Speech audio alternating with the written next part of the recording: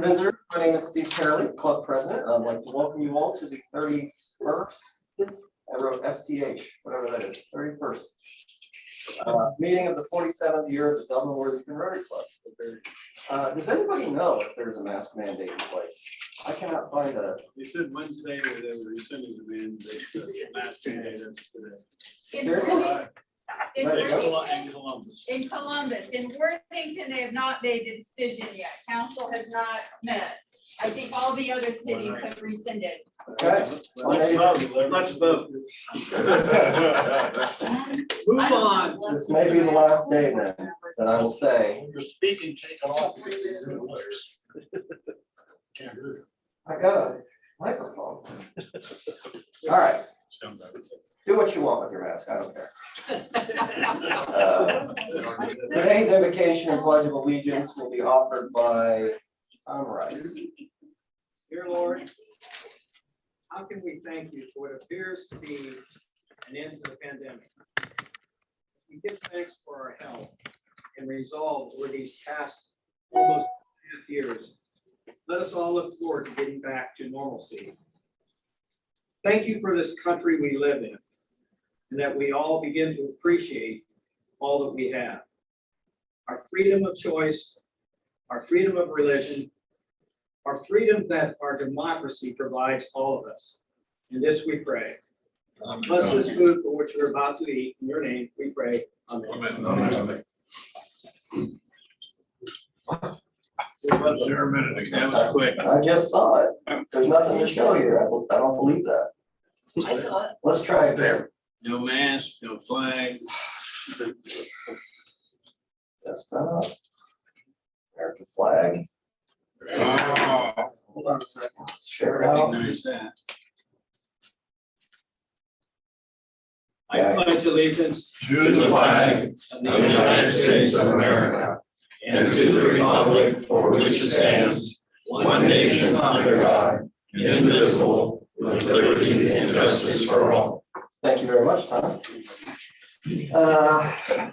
Any visiting or returning guests today aside from our speaker? I do not see any. Well, then we'll just go right to our sergeant, Mr. Ken Carey.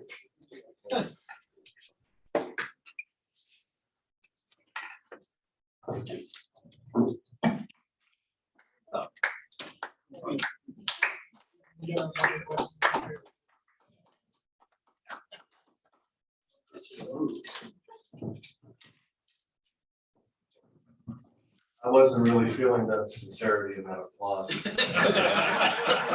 Not a bit. Many of you are aware that I've worked in the insurance industry for about 40 years, during which I've seen an incredible amount of human stupidity. This story, I can't make up. I just drove on Go Down Road from my office to get here. There's a home on Go Down. It's not one of our clients, fortunately. Just north of Bethel Road, the roof, much of the roof is gone. Obviously, they had a severe fire. I found out from a neighbor that birds had gotten into their attic. So it was a very cold night when the homeowner noticed that there were birds in the attic. They felt so sorry for the cold temperatures and the birds. They put a space heater in their attic. No way. I can't make that up. Is that a claim? Can you make a claim? Yeah, it is. And everybody who buys into the insurance industry subsidizes. That's extreme stupidity. Happy dollars. Who's got it? I'll start. Who wants to get the pot? Phil Geisler, get the pot unless you're going somewhere. I'll start it. Going to Florida next week for 3 days of golf with 3 buddies from my middle school days. Can't wait. Who else? Sad note, Fire away. passing of PJ O'Rourke, a great Ohioan, and this might sound like an oxymoron, but a wonderful conservative humorist. That's an oxymoron. Yeah. Thank you. Roger. My granddaughter, which is Jennifer's daughter, Amelia, is going to be on the Rotary exchange program next year for a year. I think she's too young to go to Spain, but What do you know that? What do you know? Yeah. What do the Spanish boys think of this? Well, that's. They're all in favor. You know, I've got a second. Dollar Roger reminded me earlier, our Buckeyes abused his Gophers last night.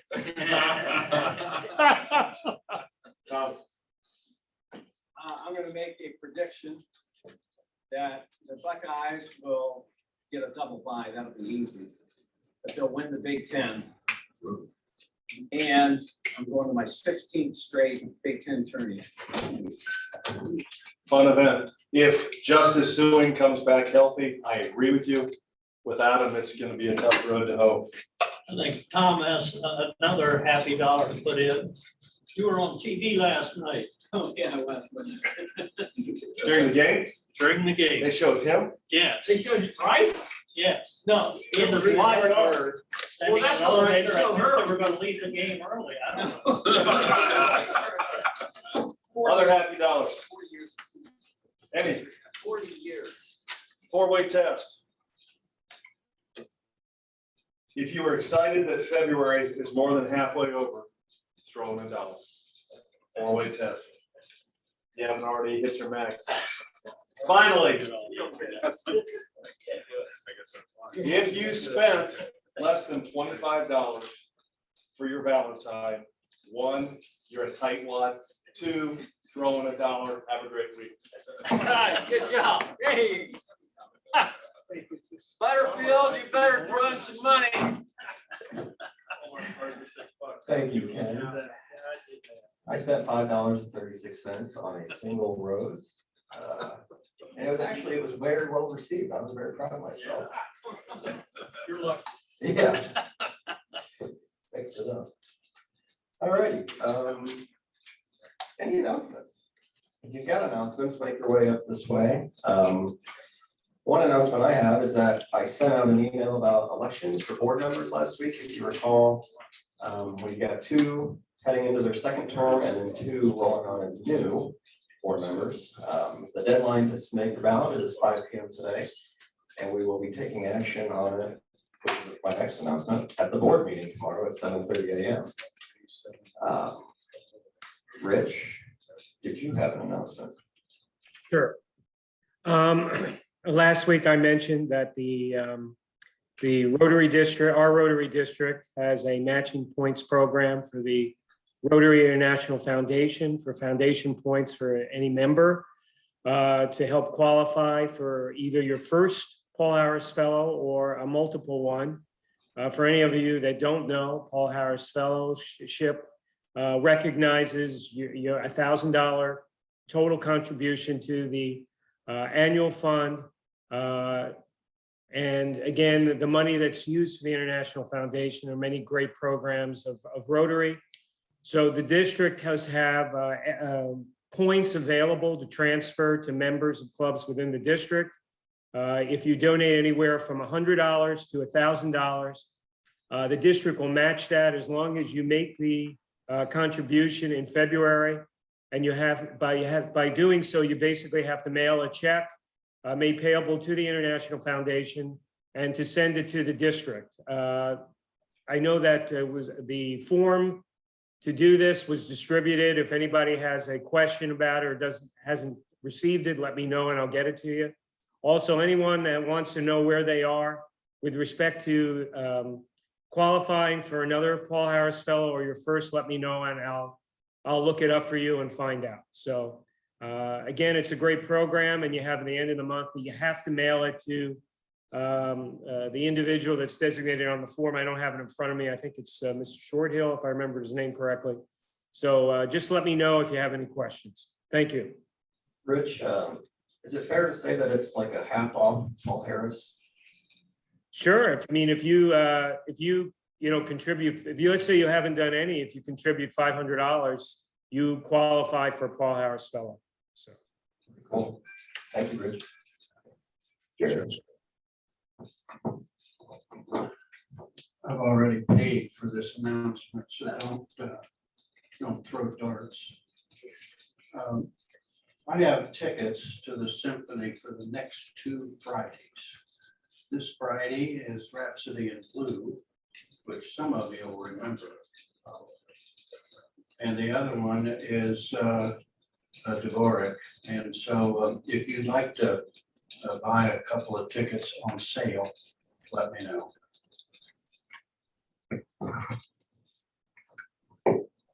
Where is the symphony?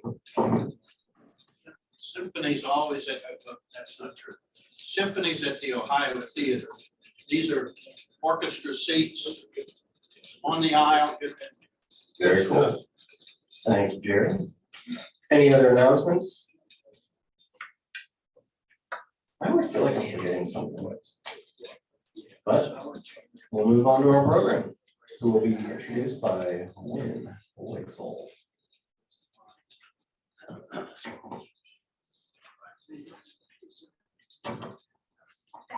Dave Hansen and I were looking at scheduling, and we ran across a fellow Olafra, who's going to speak to us today about the electrical industry and the infrastructure.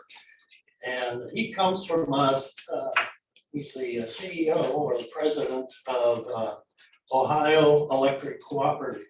So he'll explain the role of cooperatives into that, and then he wants to get into behind the scenes, what kinds of things the electric infrastructure is going to present to us. And for Jerry, and there won't be any lithium battery conversation. Okay. Okay, a little bit about him. His company is attached to Buckeye Power, and his office is on Bush Boulevard, I guess here. Lives in Dublin, has an education from Miami, engineering, physics, and environmental science, and he went to Waterson, so he's kind of a Columbus fellow. And he has 4 children and a wife. He way back when, he's the oldest of 7 children. So that kind of prepares him for, hey, listen, other people using electricity in the house, I guess. So without further ado, I'd like to introduce Pat Olafra.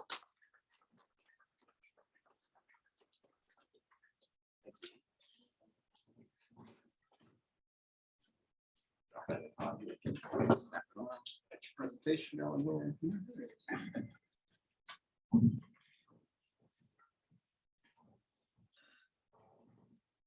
Well, thanks, Wynn, for that nice introduction, and thanks, Dave Hansen, for inviting me here today. Appreciate it. I'm going to tell you a little bit about electric cooperatives, something many may not know much about, and talk a little bit about our electric infrastructure, like Wynn says.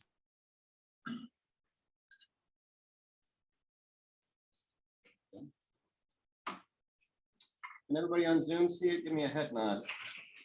All right, thank you. Yeah, left and right. Gotcha. Okay, thank you. So we'll just start with what's an electric cooperative. Electric Co-op 101. We are member-owned electric utilities. They're controlled by an elected board of directors that comes from the membership. In other words, people that buy electricity from the co-op, they have to be a customer to be a member. You have to be a member to be a board member. And so they're elected from the people that they serve.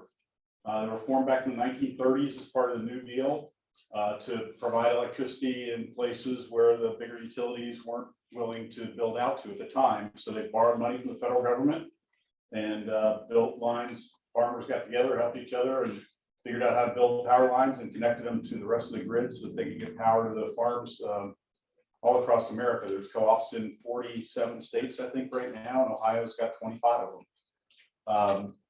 So the federal loan program was called the REA at the time, provided financing. They operate on a not-for-profit basis, but it's also not for loss. They have to have revenues in excess of their expenses every year to invest in the infrastructure and capital that they need. And then over time, that capital is rotated back to the owners of the cooperative based on the amount of electricity they purchase. So in Ohio, each of the cooperatives is self-regulated, so we don't answer to the Public Utilities Commission for much, a few things that we have to do for them, but they set rates themselves and they set their policies and rules and regulations on their own. And we do own and control the sources of our power generation, unlike most utilities in Ohio. AEP, First Energy, Dayton Power and Light, those utilities all sold off their power generation. So everything you receive through them is either bought directly from a private supplier, or they're buying it on your behalf from the market. And that's what Buckeye Power does, the company that I run. We produce the electricity and sell it to each of the electric cooperatives for local distribution around the state. So that's a map of Ohio. There's 20, you can sort of see the colored spots are where the electric cooperatives have service territories, where they provide the electric service. The gray areas where the larger investor utilities are. We serve about 40% of the land area of the state of Ohio and about 7 or 8% of the people. So as you can imagine, we're pretty rural still. Although, you know, what once was rural 70 years ago, maybe isn't so much. Today, we serve most of Pickerington and Canal Winchester. We serve a lot of the area outside of Marysville. We serve most of the Honda facilities in the state of Ohio. And about 1 million people overall, about 8 or 9% of the people in Ohio. We get our generation from a variety of sources. We still are one of the larger coal burning utilities in the country. We own parts of 3 coal burning power plants, 2 of them here in Ohio. Our Cardinal plant is over in Jefferson County near Steubenville. The Kyber Creek plant's down in Gallia County on the Ohio River near Gallipolis. The Clifty Creek plant is over in Madison, Indiana. All 3 of them are on the Ohio River because of the great traffic and the amount of coal that's mined along that river. And we're sort of in the Saudi Arabia of coal really in the world. We have a couple of natural gas plants in Western Ohio, one near in Ward, Ohio, and one near Greenville, Ohio. And then we have a variety of renewable energy projects that we use to provide about 5% of our energy. So if it comes from Niagara Falls, we get entitlement to some of the power that comes out of Niagara Falls. We have a variety of biogas projects from agricultural operations, a couple of landfills that produce gas we turn into electricity, and several solar field sites, relatively small ones. We have about 400 employees across 4 locations around Ohio.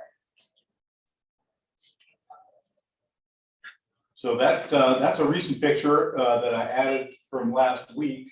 That's Hocking County. That's what an ice storm looks like, and that's a few guys trying to get the power turned back on last week. We had people out for as much as 5 or 6 days down in Hocking County. We had people from 20 different cooperatives came in to help the one cooperative, South Central Power, that serves that area, to get things back on. We had to clear the roads and cut trees to get in. Getting there was the hardest part. By then, they get to turn the power back on. So those guys were there 16 hours a day, 5 days in a row. Here's what a coal-fired power plant looks like. That's the Ohio River that you see in the foreground. That's our Cardinal Power Plant, sort of our flagship. It was originally built by American Electric Power, AEP. We've been a partner of theirs in that plant since 1968. It is one of the most cost competitive and cleanest coal burning power plants anywhere in the world.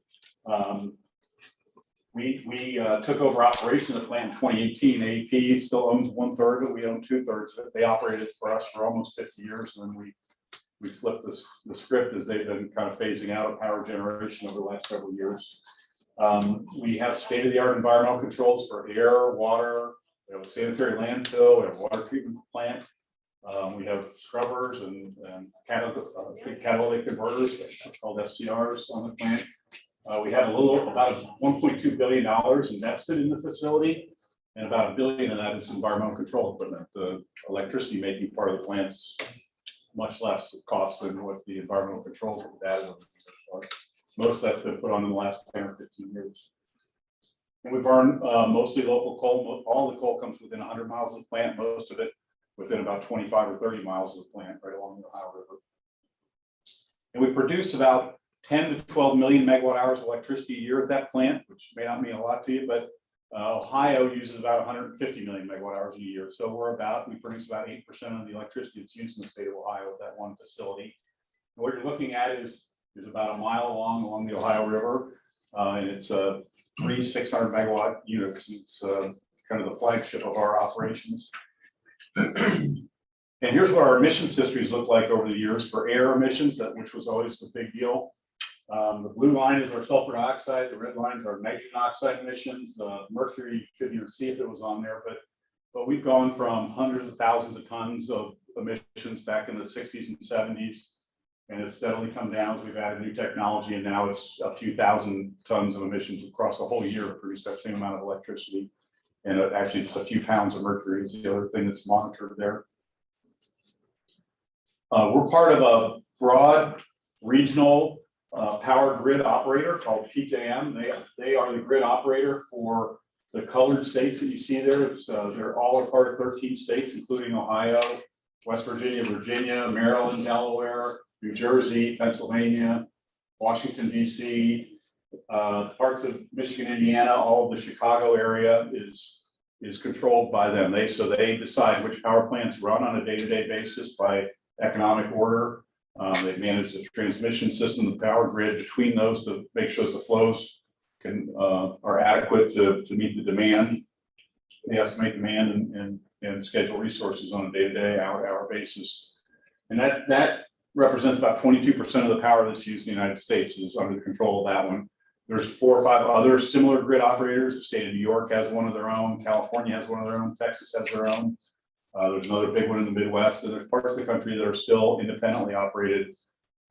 This has been kind of a big trend since the early 2000s to have these grid operators run the power systems. That's that same footprint that you saw for that PJM market. Every dot on there is a power plant that is closed since 2011. That's a lot of power plants. We're going through a huge change in the way we make electricity in this country, and particularly in this part of the world. Most of those were coal plants. Some of them were older natural gas or oil-fired power plants. The bigger the dot is, the bigger the power plant was. So you can see concentrated there along the Ohio River. A lot of the ones here in Ohio and in Kentucky have closed over the last few years.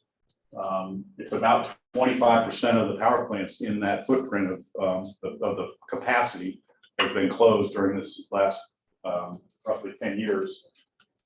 And more than half of that since 2014 when we had the last polar vortex. Yeah, when Red or blue? red was pending when this was printed. Blue was already closed. But since this thing was printed, almost all those are gone. There might be 1 or 2 of the red ones that are still open, but they basically have all been closed at this point. So not surprisingly, coal use has gone down quite a bit in this part of the country as well as other parts of the country. Partly because of economics, natural gas became really cheap in the last 10 years, whereas it was very expensive 20 years ago. We were worried about running out of it. We weren't allowed to use it for power generation 30 years ago. So that's been a big part of it. Some of it's been environmental. The companies didn't want to make the investments we made in our plant because they were older or whatever reason. So these are largely being replaced by natural gas supplies, newer plants that run on natural gas that come out of the Marcellus area, and wind and solar projects that have been added over the last couple of years. So, one of the things that people like myself are starting to worry about is that as we're going through this big change, 25% of our capacity closed, most of that was all built up over 40 or 50 years, it all closed in 10. Is what does our diversity look like, and what happens when we have an extreme event like happened in Texas last year? I don't know if any of you remember, it got pretty cold in Texas. It was down around 10, 12 degrees in Dallas. It was the coldest 72 hours they'd ever had in Dallas, but it happens about every 25 years. It gets about that cold. They've had 4 other times the last 100 years where it's been roughly that same temperature. This time, though, they ran out of electricity and they had to do rolling blackouts, and they had between 20 and 40% of the customers in the state of Texas were without power for anywhere from 2 to 5 days during that period. And one of the things that people ask me a lot is like, well, could that same thing happen here if we had a really cold day? And the answer is, it almost happened here in 2014. We were 1 power plant away from having rolling blackouts then. You saw how much change we've had to our generation system since then. Yeah. Just to clarify, I assume for PJM, the largest share is for coal, and then the light gray is for natural gas. Is that your? Actually, the largest share for both of these is natural gas today. That wouldn't have been true not very long ago, but today that's natural gas. This lighter gray is the coal, and that's coal in ERCOT, which is Texas. The red is the nuclear, which we have more nuclear here than they have there. The green and the yellow are wind and solar, though, and you can see, that makes up about a third or more of their generation on a day-to-day basis. And it's a relatively small part here.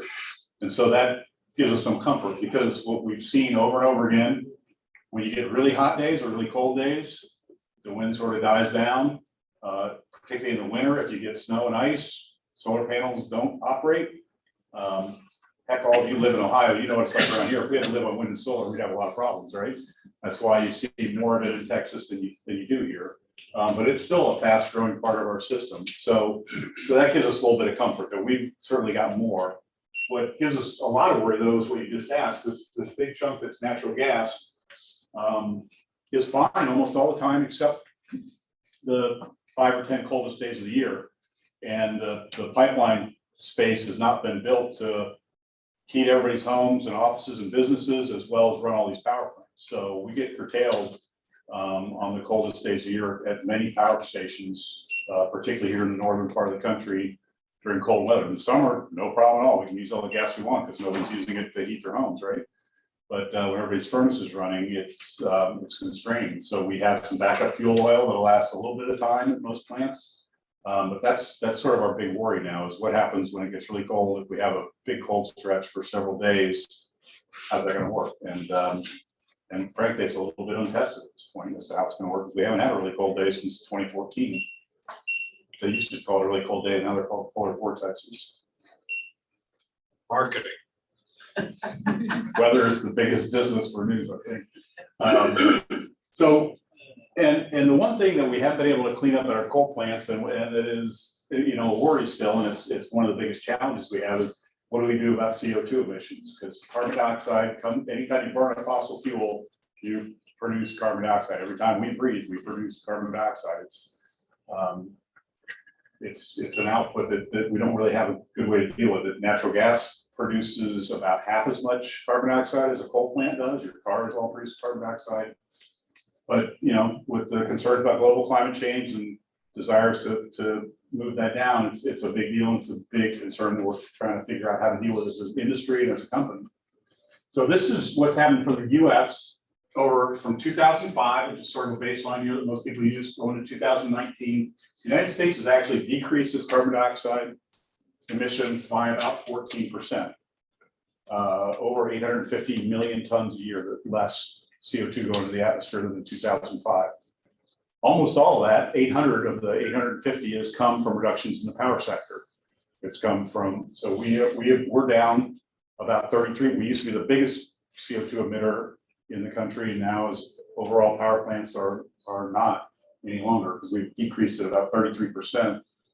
Two ways. One is converting coal to natural gas, which, as I said, that's about half as much CO2. And the other is renewable, the increase in wind and solar, which has zero. You're not burning anything. So they've each had about half of that reduction is responsible from each of those. Yeah. How are emissions in this country compared to our good friends, the Russians and the Chinese? Well, I'll give you a little taste of that. So we've decreased ours 14% from a pretty high level. We were one of the largest emitters historically. In that same period of time, though, the emissions from the rest of the world have gone up nearly 25%.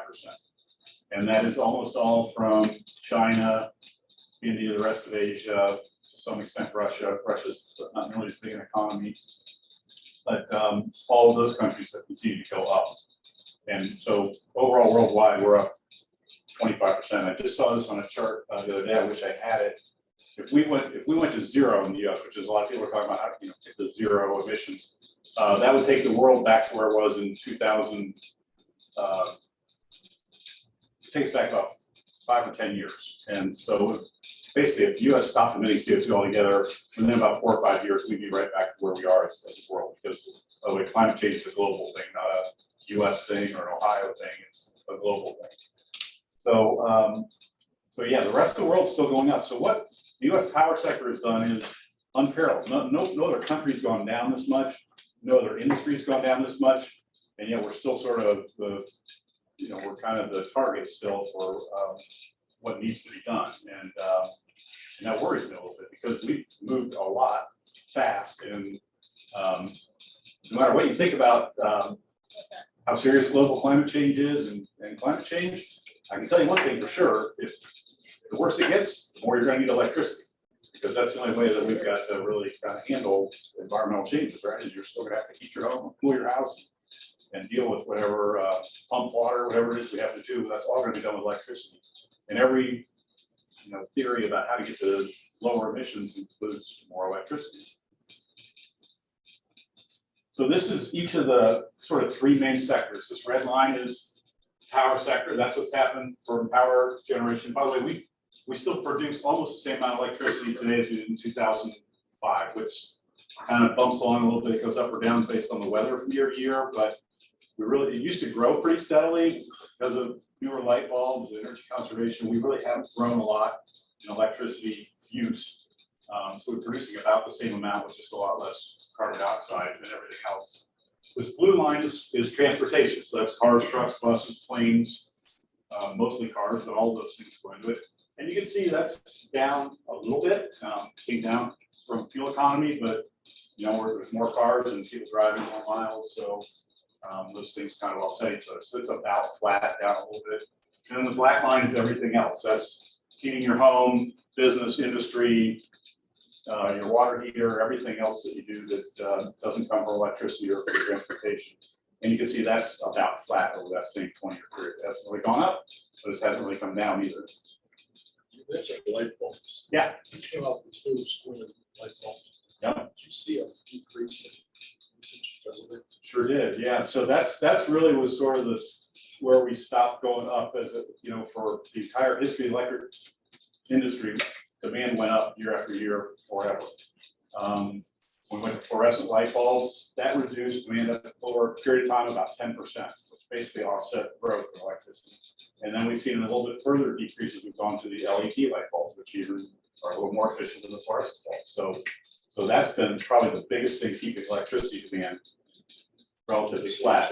It's pushed, yes, it's changed at least, there's estimates at least 10% reduction in total electric use in the country from changing light bulbs. Yeah, it's a pretty big deal.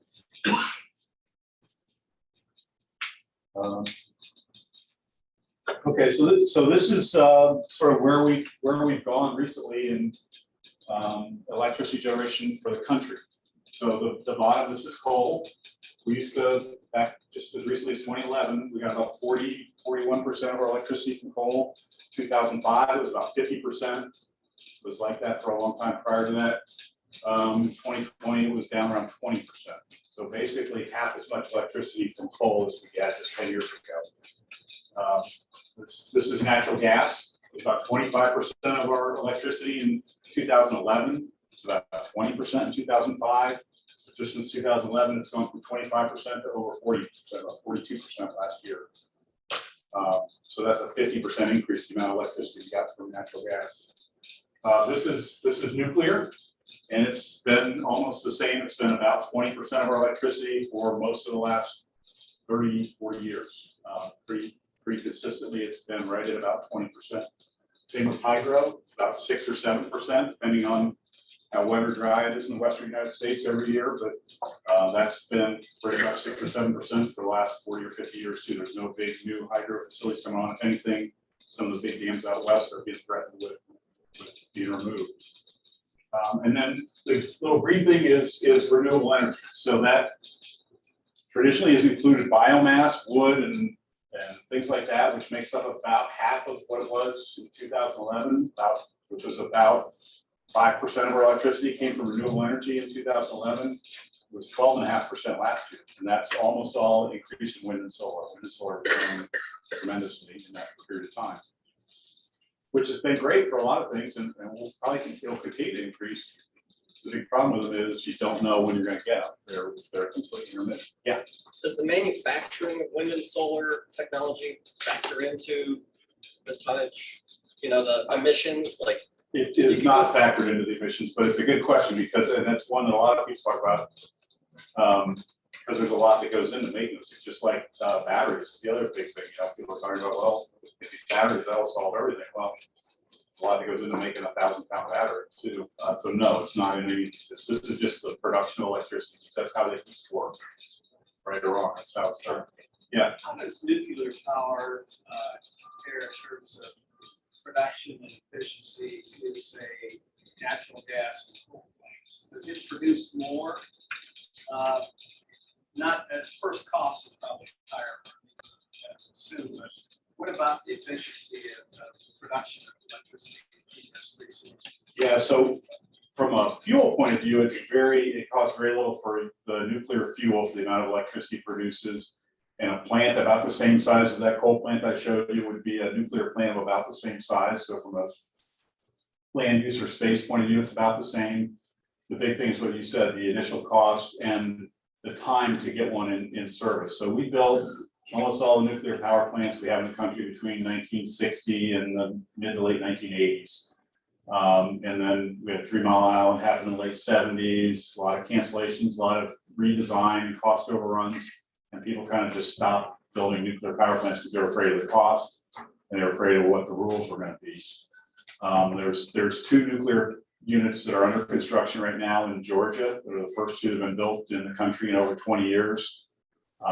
They were supposed to cost about $7 or $8 billion. They're going to end up being about $22 billion. It's taken about 20 years to design and build, and nobody's next in line to do the next one right now for those reasons. It's just too scary and it takes too long. I know we went to a meeting 15 years ago. People look at this, there's a site down in Pike in Ohio where they enrich uranium. People thought that would be a good place to put a nuclear power plant. So they called all the Ohio utilities to see if you're interested. We're like, we're interested. And they kind of laid out a timeline. It was going to be 25 years. You know, we're starting putting $100 million in now, and 25 years from now, we might have a power plant. And I said, no, thank you. Something else to do for the next 25 years. Sorry. Yeah, it might have been a good idea, but you know, it's just too hard. What about technological change in the nuclear subsector? When one hears about superiority of French designs, for example, or the US Navy does a better job of generating nuclear power. My sense is that the power generators in this country are not allowed to use the best possible nuclear power. It is highly regulated. I guess there's a range of opinion about what's best, but you know what, I think a lot of people would say what we're using is best. A lot of people would disagree, but what we're using is pretty advanced nuclear technology. There are other methods, but you're right, it's very regulated. You got to get the NRC, the Nuclear Regulatory Commission, to sign off on your design from soup to nuts. That's 5 to 10 years of that 25 years I was talking about, is going through that design review with them. And so people are talking about small modular reactors. You'll hear that term. That is basically taking the same kind of reactor that's on a submarine or aircraft carrier and putting it on land someplace, using the same technology that the Navy uses right now for that stuff. But that's 10, 15 years away from the first one being started, just because of all the, nobody said, check, yeah, that's okay to do that. And it's probably going to take that long to get through that These are our process. friends in Washington. Yeah. Yes, sir. And so even the one that Gates is working on in Wyoming, I thought that was gonna be along because of the Department of Energy. Yeah. It's not licensed though. It's moving along in the design process. Oh, so It's still at least, yeah. I mean, they might tell you something else, but I'll bet you don't. It'll take at least 15 years. I mean, there's no set timeline. It's as long as they take to approve it. Yes. Well, everyone decides it's an experimental deal. We got a new way of doing it. Nobody sits and does, we have a design that works, can't be just duplicated. So that was the idea of the ones they're building right now in Georgia, was to get a standard design, and then we'll just cookie cutter these things out and cut away with some of this review and some of the time and the cost overruns. And they started that design and had it pretty well done. And I think they even submitted to the NRC, and then 9/11 happened. And they said, well, you better not be able to fly an airplane into this thing and have a big problem. And they had to go back to the drawing board on what does that mean? Because nobody really thought about that problem before. And that had a lot to do with the redesign. And so then they ended up in this big redesign process, and it pushed up the costs. It caused a lot of delays. Delays cost money, right? If you've got $10 billion already spent and you're waiting years to finish. The interest adds up pretty fast on that. So, was the last great idea, and it didn't work out so well. And part of it because it's such a long time, things happen over 20 years, right? It's hard to know what it's going to be. Yeah. Well, when you spend that much money on a nuclear reactor, how long does it take you to get to recoup that investment? Well, so they used to spread power plant costs over 30 years, maybe 40 years. Right now they're saying 60 years. Yeah. And so the electricity you buy at your house today costs about 15 cents a kilowatt hour roughly. And about half of that is for the production of electricity, and the other half is for all the grid and moving it around and getting it in the transformer outside your house and the wiring and everything that gets there. The power coming out of those plants in Georgia will probably cost 15, 20, 25 cents a kilowatt hour, some number like that, spread over 60 years, because it's just so much money they got to recover over that time. Yeah, it's going to be very expensive electricity. Now, maybe someday that'll look inexpensive, but for the first 10 years, it's going to look expensive. So that's our great carbon-free resource is nuclear, but we're really struggling in this country with getting getting any traction on how to make it better, greater. Yeah. In our problem with Russia or China, do you guys in your industry look at the vulnerability? It looks like if I wanted to, hey, I'm not going to get there, I'm going to hit these power plants, and the United States is without power. We'll bring them to their knees pretty easily. Cybersecurity is a pretty big deal now. The one really good thing about the electric power industry in this country is it grew up with 100 different companies. They use sort of different technologies and things like that. So we're kind of a harder target to hit. Like if they knocked out our company, well, that would be bad for us, but it wouldn't really cripple the grid. We're like 1% of that grid in this area. So we're pretty well dispersed, but now that they have these grid operators, I'm pretty sure they're, I know our servers get pinged from Russia and China every day. I'll say that. Yeah. Yeah. And so, and like at the big power plants, the big other centers, they have to go off the internet.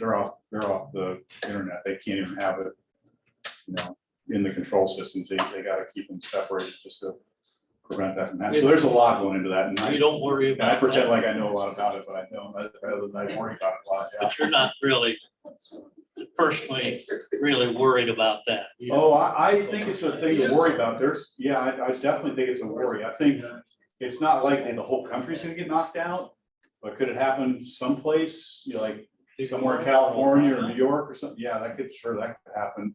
We're doing everything we can to prevent it, but there's a lot of people working hard to find ways to do it. You're right. It's a vulnerability that we work at. Yeah. Does the federal government or United States military provide any assistance to utilities for that? Yeah, so the FBI is part of the DOE has got a news group that works on cybersecurity for the utility industry. Yeah, there's a lot of government activity. One of the problems with that is, all this stuff becomes top secret. So people got to get security clearances. They can't tell you, so they've been trying to work on information sharing. That's probably the biggest thing that's happening right now, is to be able to let people in the industry that are actually managing these things know what's really happening. And that's been getting better, but it's a struggle, I think, still at this point. But yeah.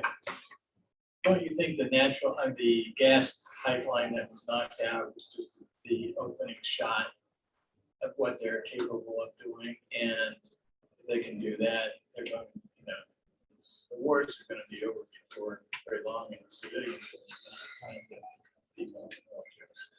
Yeah, well, I wouldn't say it was the opening shot. I think that was one of the hits. I think they took a lot of shots that didn't hit other than that one, but that was, I don't know if people might know what he's talking about. The Colonial Pipeline was one of the big pipelines here in the eastern US, was shut down for a few days due to ransomware.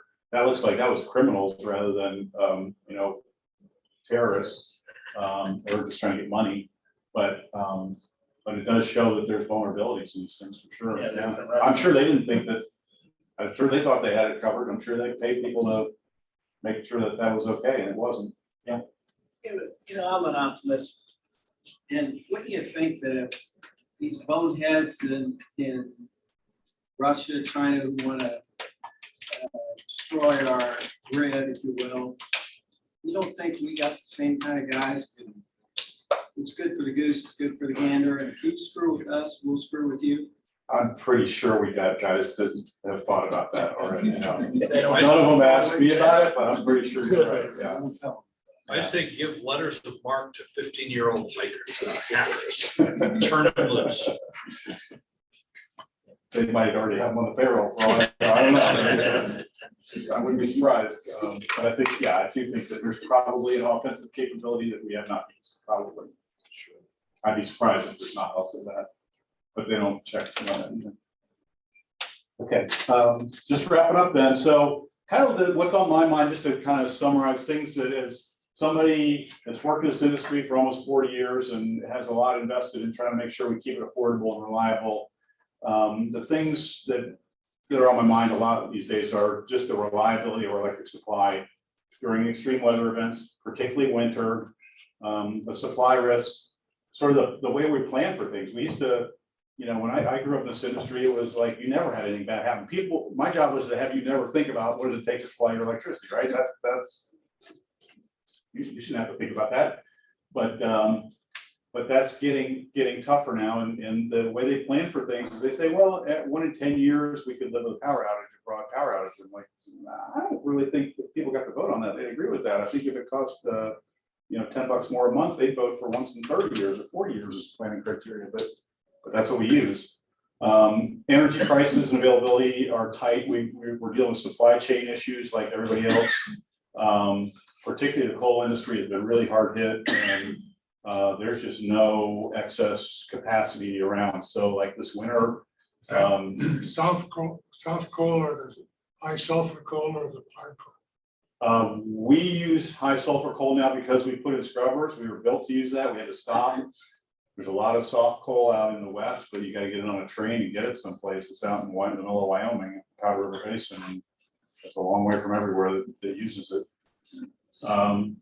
So energy price and availability, we're seeing increases in prices like you're seeing in other things too. Energy prices are up and it's not looking really great, like they're coming down soon.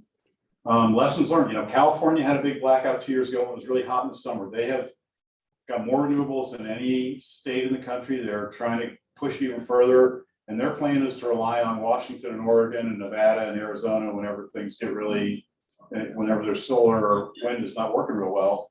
And they had a big blackout a couple of years ago because it was hot in Oregon and Arizona and Nevada too, and they didn't have any extra. So the sun went down and it was still hot. And I mean, like, really? You didn't know the sun was going down today? I could have told you that. These are Californians. Yes. Come on. So this is part of the problem. The other place that happened was Texas, right? That was last winter when we had, and people say the same thing about Texas. And yes, but we're not all that much different in the way we run our systems. They push the envelope in both cases on more reliance on wind and solar than what we have here. But it just shows that there's limits to how far we can go with these things without big, huge batteries that we don't have, or other that last a long time, or other non, you know, more nuclear, something else. Or we're gonna have to rely on fossil fuels for a lot of our electricity for a long time to come. And so that's a decarbonization transition. We're going through this transition. We're being very successful. People are pushing hard. That's not good enough, not fast enough, need to do more. And so the principles of engineering and science is what our system runs on. Principles of politics are what's governing it. And those two things are not really in sync right now. And the last thing is, you know, people more than ever today depend on electricity for their day-to-day lives. And they take it for granted, and that's good, but we got to get this right. We can't screw it up, but it's getting harder, and it's getting it's making me less comfortable than I've ever been in my career. Yeah. I would, with respect to decarbonization, are you familiar with Stephen Koonin? I don't know that name, no. Stephen Koonin has a PhD in physics from Caltech, which I think is pretty good. It is pretty good, yes. And he was on the faculty there. He was dean, and then he worked as the undersecretary for research or science at Department of Energy, which means he gave out a lot of grant money. And he has written a book called Unsettled about decarbonization, global warming, and so forth.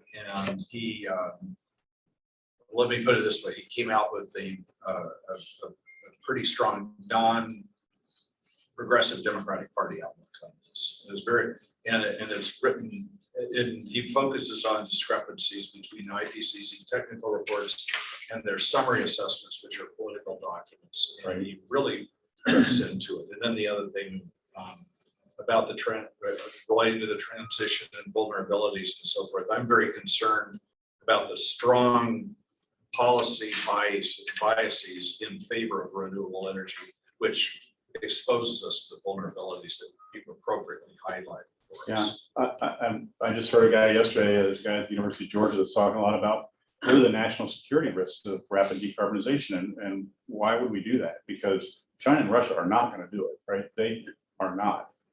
And we are in a competition with them. And if you think we have a lot of security from the fossil fuel base that we do own and control in this country. And if we give that up, it creates a lot of risks for us. And I think that there's more and more smart people talking about that, but it's not getting a lot of political traction right now. Hopefully someday it will. I'm an optimist too. I hope we don't need a bigger crisis to get us there, but I'm worried sometimes. Yeah. One of the issues that I believe is that we just don't have a clear picture or plan of how to move forward. There is not an emphasis. At one point, we saw natural gas as possibly a bridge for non-polluting or carbon, and so on and so forth. But there's not really a plan that's predominantly enforced. And I think that really creates this kind of everybody for themselves. To some extent, that's true. I'm on the board of the Electric Power Research Institute. They have the research institute for the electric power industry around the world. And they're actually working on exactly that. It's like, well, okay, if we got to get to zero by one of these days, how would we actually do that? And what does that look like? What technologies would we need? And how much would that cost? And so they're, trying to noodle that out, but it's pretty clear that it's pretty hard. Yeah. If you had a plan and it required a glob of money, is it the government that you would go to for the loan? That's a great question. Yeah.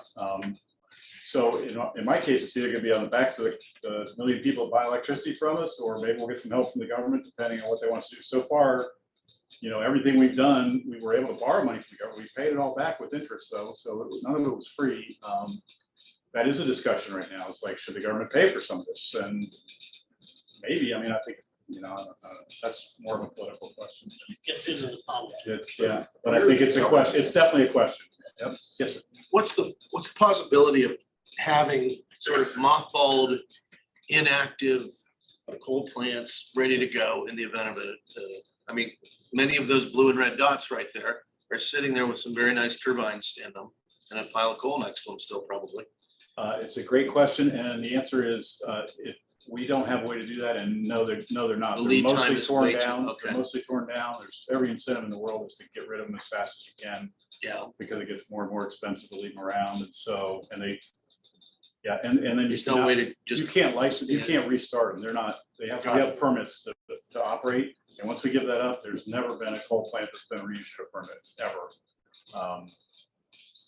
I think one of the plans, so one of the ideas about how we get there is we take these coal plants that we have and we keep them around for another 50 years and we just run them less and less, but we can use them when we need them. That doesn't sound crazy, right? That doesn't sound crazy, but the ones we've lost are gone. Okay. And we're going to lose more of the next 5 years too, by the way. There's another 20% or so that are going to go out in the next 5 years. And they won't come back. So it's really, we're going to have to live with what we have left. Power wheeling between grids is not a very practical thing. It happens all day, every day, but there's limits to it, and that is one thing people are saying is build more transmission, big power lines across the country. That was part of the problem with Texas, wasn't it? They put a They're motor more around their own isolated. system. They're more isolated than most of the country is. Yes, we're better connected, but yeah. I'll take the last question because it's 1 o'clock. Since I'm the president, I can do that. I heard that there's a deal maybe forming in Washington County between a crypto miner and the county and how they might supply 4.5 megawatts of power to them. Is crypto mining on your radar, and can you speak to anything about it? It is on our radar, and it uses large amounts of electricity to run servers. They come in on trucks. From my point of view, it's a huge worry as a credit risk that, that they're gonna have these, multi-million-dollar bills and then they're just gonna drive away and you're gonna be looking for who's gonna pay the bill. So I think managing the credit risk is the biggest issue with it. They're trying to find places like old power stations where the power system, the grid is still there, so they can suck big chunks of power off. So it's a real thing. It's happening around the country. I don't know much about crypto money, but it leaves a lot of electricity. And I worry a lot about getting paid if we have one worked out. Do you accept Bitcoin? We do not at this point. Ask me next year. I don't know. All right. Well, thank you very much, Pat.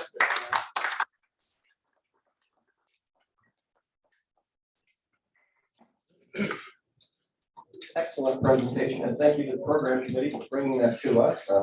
We had a ton of questions, and it was very informative, so. Great.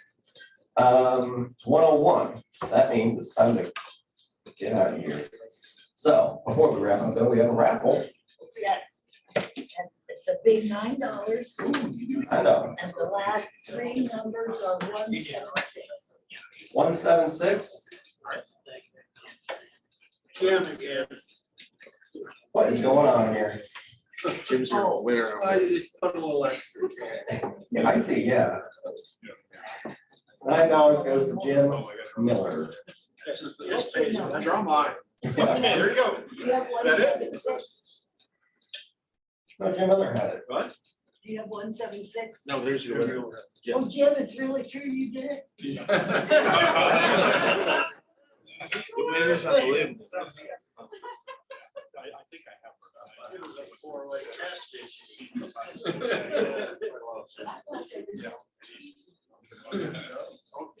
Funny how much is in the ace of spades. 29 million. $29. Goodbye, nice feeling like that.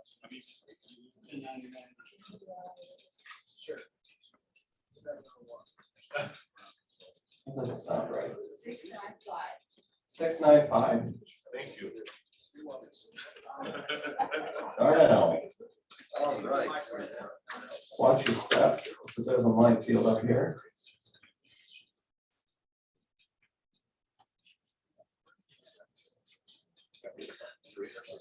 What do we got? Eight of hearts. Thanks for playing anyways. All right. Now it is time for the four-way test. And if you will repeat after me, are the things we think, say, and do first? Is it the truth? Second. Is it fair to all concerned? Third. Will it build goodwill and better friendships? And forward. Will it be beneficial to all concerned? Thank you, everybody. Have a great rest of your week, and we are adjourned.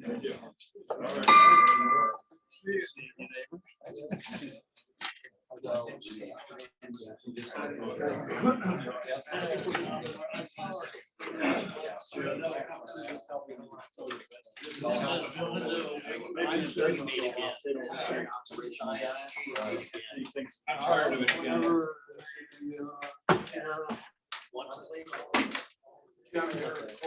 We're never gonna get this. Probably.